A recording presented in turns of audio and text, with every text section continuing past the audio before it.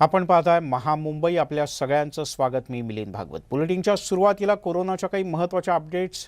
मुंबईमध्ये आज कोरोनाच्या 11,647 नव्या रुग्णांची नोंद झाली. यातील 9,667 रुग्णांमध्ये कोणतीही लक्षणं आढळून आलेली नाहीत. ठाण्यामध्ये कोरोनाच्या 2,019 रुग्णांची नोंद झाली. त्यासोबतच नवी मुंबईत 1,873 नवे कोरोनाबाधित आढळले आहेत. त्यामुळे हा सलग दुसरा दिवस आहे की तिसरा दिवस आहे त्या अर्थाने की मुंबईतली कोरोना पॉझिटिव्ह रुग्णांची संख्या ही घटलेली आहे.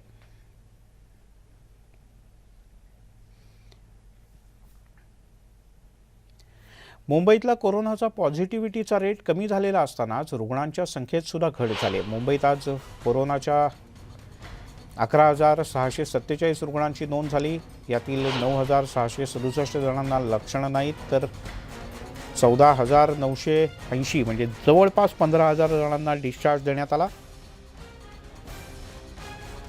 अजूनही कोरोनाच्या रुग्णांचा आकडा जास्त असल्यानं नागरिकांनी नियमांचं पालन मात्र काटेकोरपणे करावं असं आवाहन पालिका प्रशासनातर्फे वारंवार करण्यात येत आहे. आणि आणखीन एक दिलासा देणारी बातमी. ओमायक्रॉनच्या संकटातून मुंबईकरांना लवकरच दिलासा मिळू शकतो, कारण मुंबईत रुग्णवाढीचा दर काहीसा घसरला आहे. मागच्या 2 दिवसात पॉझिटिव्हिटीचा रेट हा 30% 20% आला आहे. 2 दिवसात केसेससुद्धा 20,700 वरून 11,647 पर्यंत कमी झाले. तर हॉस्पिटलमधले 80% बेड्स हे रिकामे आहेत, अशी माहिती पालिका आयुक्त इक्बाल सिंह चहल यांनी दिली. तिसऱ्या लाटेत 22 दिवसात 46 जणांचा मृत्यू झाला.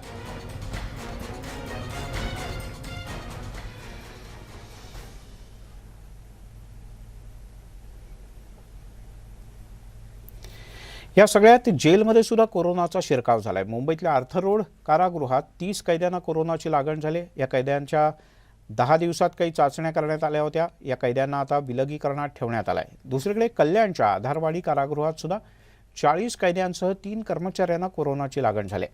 कोरोनाची लागण झालेल्यांची लक्षणं ही अतिशय सौम्य असून अनेकांना तर कोणतीच लक्षणं नव्हती. कोरोनाबाधित झालेल्या कैद्यांना कारागृहातच स्वतंत्र बॅरॅकमध्ये ठेवण्यात आलंय. मागच्या वर्षीच्या कोरोनाच्या लाटेत सुद्धा या दोन्ही कारागृहातील कैद्यांना काही ना काही प्रमाणात कोरोनाची लागण झाली होती.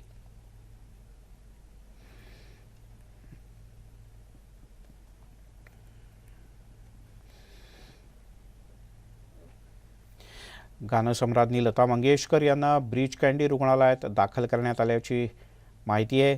त्या सध्या ICUमध्ये उपचार घेत आहेत. त्यांना कोरोनाची काही सौम्य लक्षणं दिसल्यानं त्यांची तपासणी केल्यावर त्या कोरोना पॉझिटिव्ह आढळून आल्या. केवळ खबरदारीचा उपाय म्हणून त्यांना ICUमध्ये ठेवण्यात आलं. सध्या त्या 92 वर्षांच्या आहेत. प्रसिद्ध गायिका लता मंगेशकर यांच्या घरी आजारपणानंतर सगळेच जण जवळच्या ब्रीच कँडी रुग्णालयात उपचार घेत असतात. त्यानुसार त्यांना ब्रीच कँडी रुग्णालयात दाखल करण्यात आलं.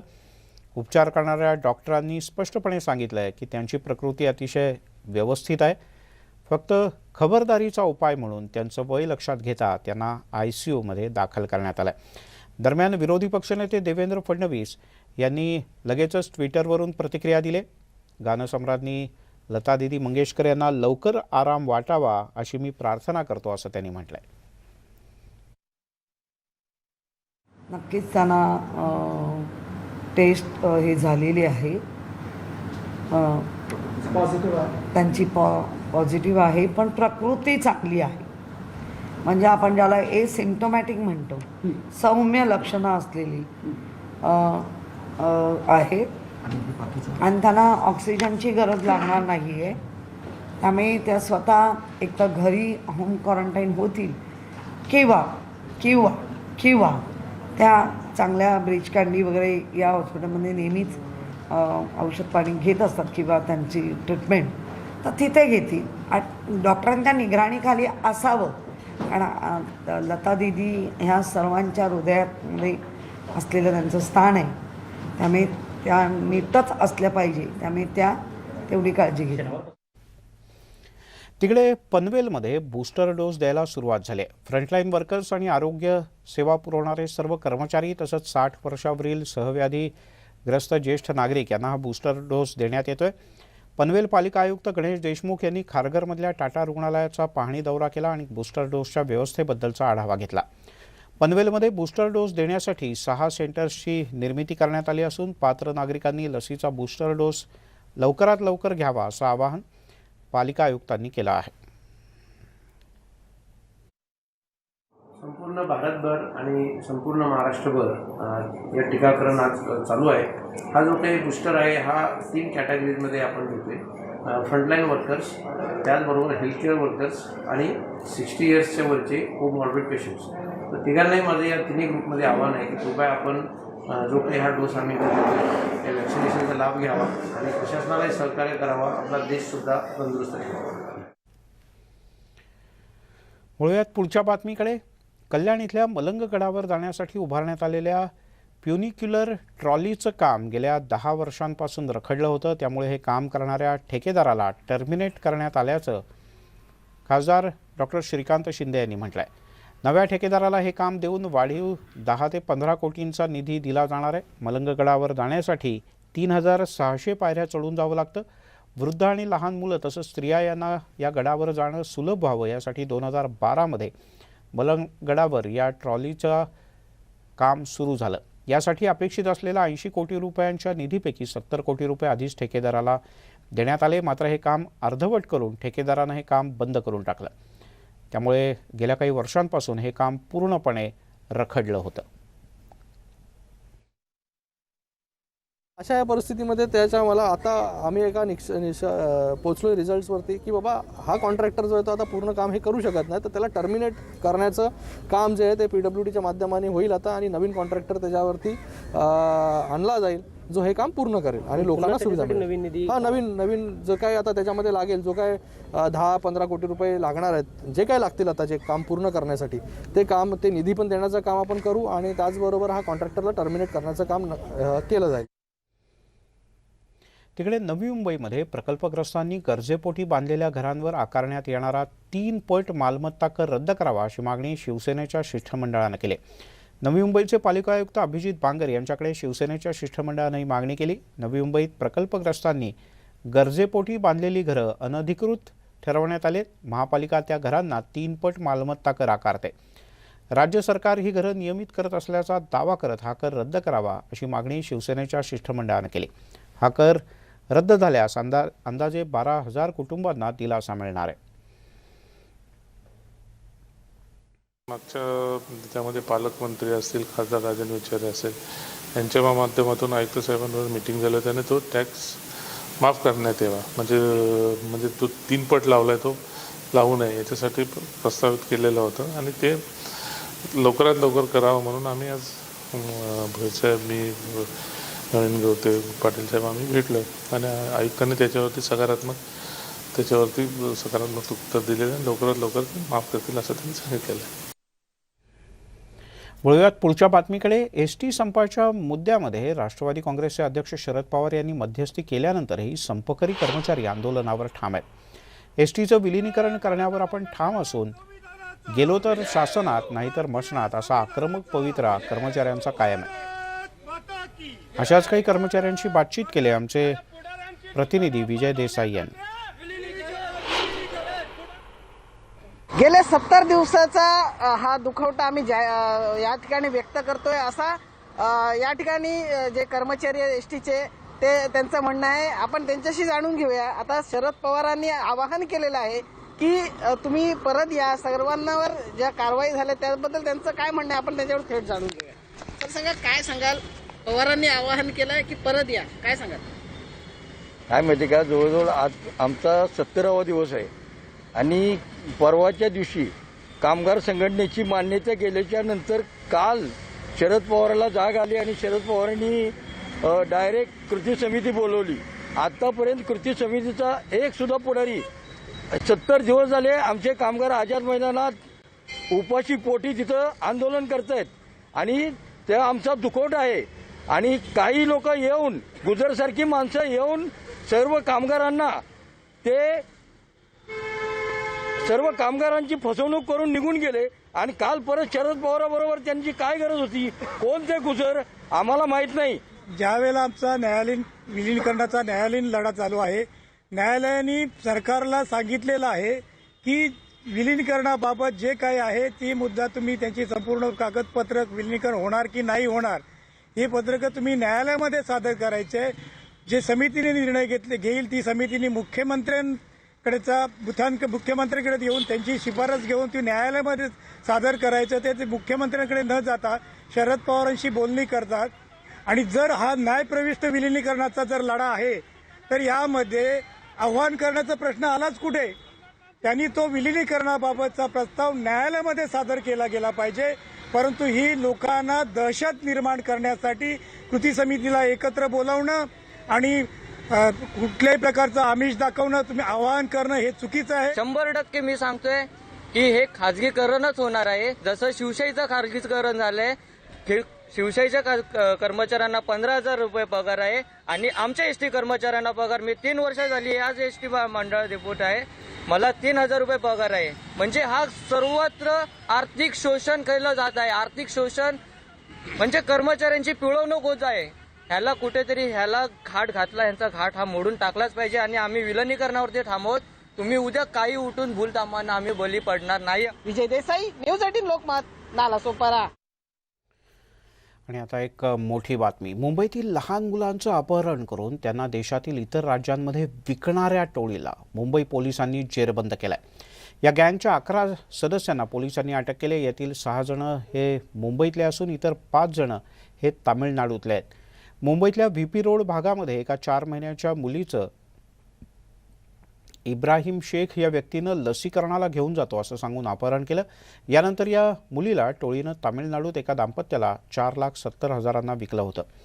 या प्रकरणाचा तपास करताना पोलिसांनी 11 जणांच्या टोळीलाच अटक केली. या टोळीनं अशा पद्धतीनं किती लहान मुलांची चोरून विक्री केली याचा सध्या पोलीस तपास करतात. 3 जनवरी 2022 को वीपी रोड पुलिस स्टेशन में अनवरी शेख करके एक महिला आई और उसने ऐसा रिपोर्ट किया कि 4 महीने की एक बच्ची जो उसके पास थी और उसके किराएदार उसके पास छोड़ के गई थी, उसको इब्राहिम नाम के एक आदमी ने ये बोल के कि वैक्सीनेशन करवाने जा रहे हैं लेके गया और वहाँ से उसके बाद वो वापस लौटा नहीं. ये घटना 27 तारीख की उसने बताई. 4 महीने की छोटी बच्ची का मुद्दा था. इस वजह से immediately VP road police station ने FIR नंबर 3/2022 सेक्शन 363, 370 और JJ एक्ट के तहत रजिस्टर किया और इसका इन्वेस्टिगेशन करना शुरू किया. दरम्यान या आरोपींच्या चौकशीमध्ये या मुलीच्या चोरी प्रकरणातील मास्टर माइंड हा इब्राहिम शेख नावाचा आरोपी असल्याचं समोर आलंय. या मुलीला लसीकरणासाठी घेऊन जातो असं सांगून तो घेऊन गेला.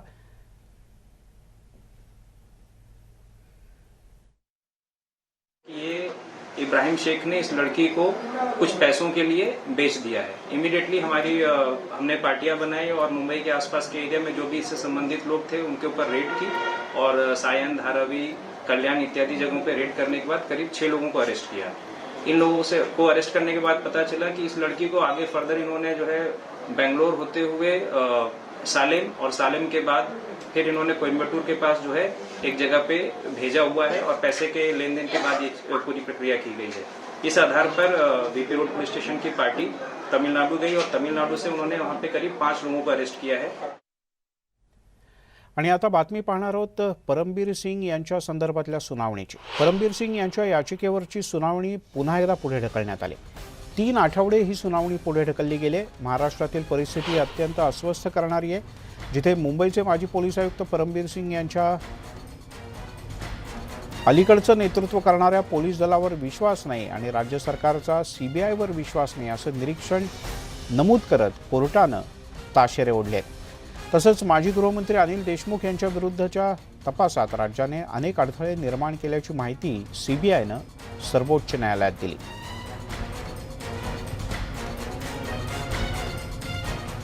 सोनसाखळी आणि दुचाकी चोरणाऱ्या सराईत गुन्हेगाराला विरारच्या पोलिसांनी अटक केली. त्याच्याकडून 8,80,000 रुपयांचा मुद्देमाल जप्त करण्यात आलाय.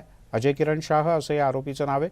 तो सुरुवातीला दुचाकी चोरायचा, त्यानंतर चोरलेल्या दुचाकीवरून तो महिलांच्या गळ्यातल्या सोनसाखळ्या आणि मंगळसूत्र चोरायला लागला. या आरोपीकडून पोलिसांनी 5,20,000 रुपये किमतीच्या सोनसाखळ्या, मंगळसूत्र आणि 6 दुचाकी जप्त केल्या आहेत. CP Date sir, Jaykumar sir, Wagunde sir यांनी आम्हाला सक्त सूचना दिल्यात की ह्या गोष्टी कंट्रोल झाल्या पाहिजे.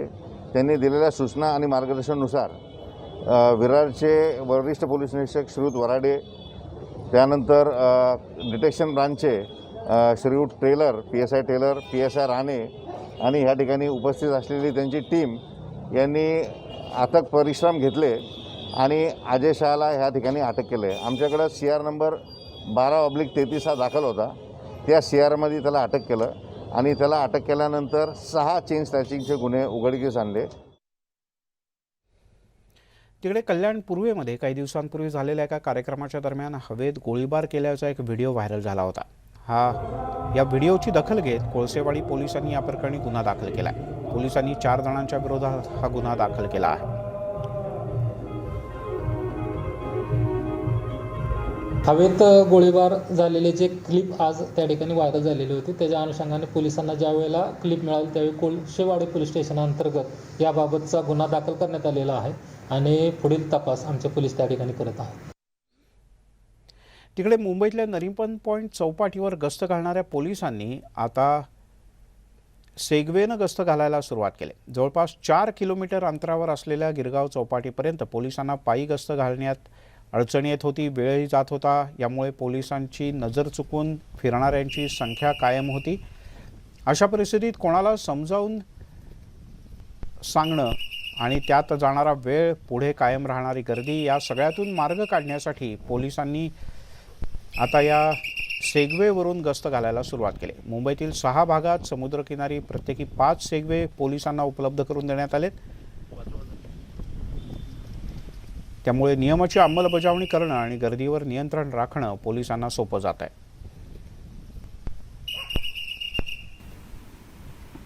नेपेन्सी रोडवरचा शुकशुकाट आपण बघतोय तो कसा आहे. आणखीन याच ठिकाणी चौपाटीवर जे अनेक लोक येत असतात त्या सगळ्यांसाठी म्हणून पोलीस दलाच्या माध्यमातून कशा प्रकारे खबरदारीच्या उपाययोजना केल्या जातात. जागते रहोचा खडा पहारा या सेगवेवरनं पोलीस देत आहे. मरीन ड्राईव्ह पोलीस ठाण्याच्या या सगळ्या पोलिसांना किंवा नेपेन्सी रोड चौकीवर जवळपास 5 सेगवे देण्यात आलेले आहेत. आणखीन या सेगवेच्या माध्यमातून जागते रहोचा पहारा दिला जातोय, कारण हे अंतर खूप मोठं आहे. थेट राजभवनपर्यंत जाणारा हा रस्ता आणि त्या ठिकाणी असणारा बंदोबस्त हा सगळ्यात महत्त्वाचा आहे. अर्थात सुरक्षितता तितकीच महत्त्वाची. पण तरीही पण पादचारी फिरणाऱ्या अनेकांची एकच मागणी आहे की निदान सायंकाळी 7 पर्यंत तरी या ठिकाणी आम्हाला जागा मिळावी. हा सगळ्यात महत्त्वाचा मुद्दा आजही मानला जातोय. व्हिडिओ जर्नलिस्ट प्रशांत मोहितेसह प्रशांत बाग, न्यूज 18 लोकमत, मुंबई. बुलेटिनमध्ये घेऊयात एक छोटासा ब्रेक. पाहत राहा महामुंबई.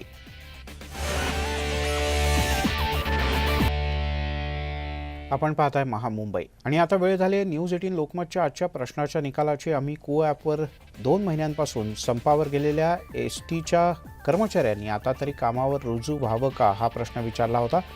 त्यावर अनेक को ॲप युजर्सनी प्रतिक्रिया दिलेत. यातली एक कमेंट आहे सत्यराज ननावरे यांची. होय, आता ST कर्मचाऱ्यांनी संप ताणू नये आणि लवकरात लवकर कामावर रुजू व्हावं असं मत सत्यराज ननावरे यांनी मांडलं आहे. यासोबतच महामुंबईमध्ये इथेच थांबूयात. सर्व प्रकारच्या ताज्या अपडेटसाठी news18lokmat.com या आमच्या वेबसाईटला लॉग ऑन करा. फेसबुक, ट्विटरवर आम्हाला फॉलो करा. तसंच आमच्या YouTube चॅनलला सबस्क्राईब करा.